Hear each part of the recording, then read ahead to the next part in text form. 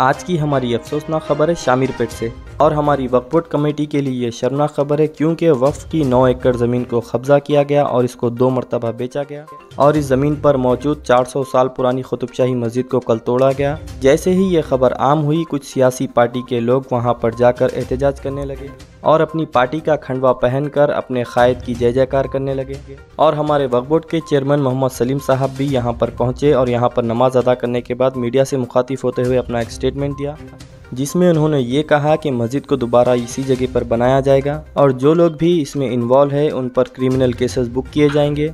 यूं तो तेलंगाना में अब तक 7 से ज़्यादा मस्जिदें शहीद हो चुकी है जिसमें सेक्रेटेरिएट मस्जिद और मस्जिद एक खाना भी शामिल है। अब पता नहीं इस मस्जिद को शहीद करने वालों पर क्रिमिनल केसेस बुक किए जाएंगे या नहीं किए जाएंगे, ये देखने वाली बात होगी। आज तहरीक मुस्लिम शब्बान के सदर मुश्ताक मलिक ने यहाँ पर जाकर हालात का जायज़ा लिया और यहाँ पर नमाज अदा करने के बाद मीडिया से मुखातिब होकर अपना एक स्टेटमेंट दिया। आइए हम आपको दिखाते हैं मुश्ताक मलिक क्या कहते हैं।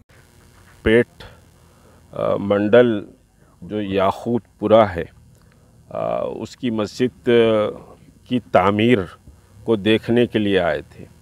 दरअसल हम जानते हैं कि ये मस्जिद परसों शहीद हुई थी और तहरीक मुस्लिम शब्बान का डेलीगेशन क़मर साहब की क़यादत में यहाँ आया था और कोई रात में 2-2:30 बजे तक बहरहाल समझिए हमारे नजम साहब, बाबा भाई और आप समझिए मोहतरम अय्यूब साहब, ये सभी चेहरे बहरहाल जाने पहचाने इस मस्जिद की जिद्दोजहद के लिए यहाँ के नौजवान और अतराफ़ अकनाफ के जो मुसलमान हैं और जो फिर गैर मुस्लिम हैं वो भी काबिले समझिए कि तारीफ़ व सिताइश है।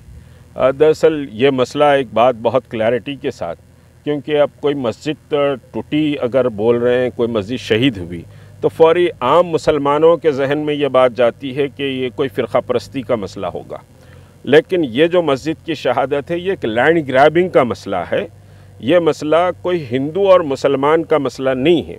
यहाँ के जो मुझे इत्तला मिली, यहाँ के जो सरपंच है, यहाँ के जो गैर मुस्लिम पॉलिटिकल लीडर्स हैं, वो सारे समझिए कि मस्जिद की तामीर और मस्जिद के मसले में सपोर्ट किए हैं।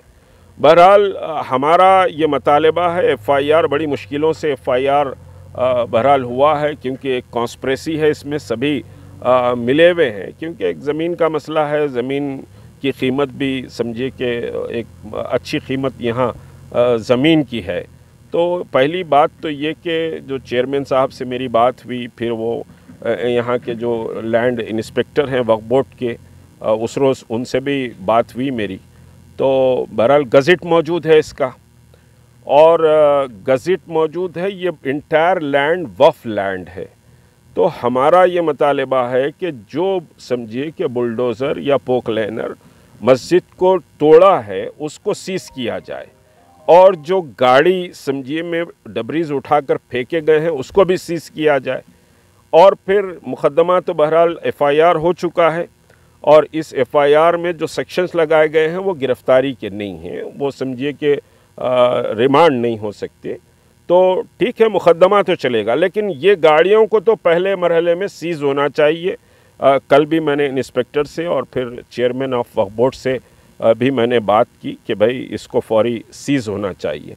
ये बड़ी खुशाइन बात है। अभी मैं आ रहा था, मुझे इत्तला मिली कि जो प्लान समझिए मस्जिद का बनाया गया है वक्फ बोर्ड ने उसको अप्रूव कर दिया है और कल 5 लाख रुपए बहरहाल सैंक्शन होने की बात कि मैं अपील कर रहा हूँ।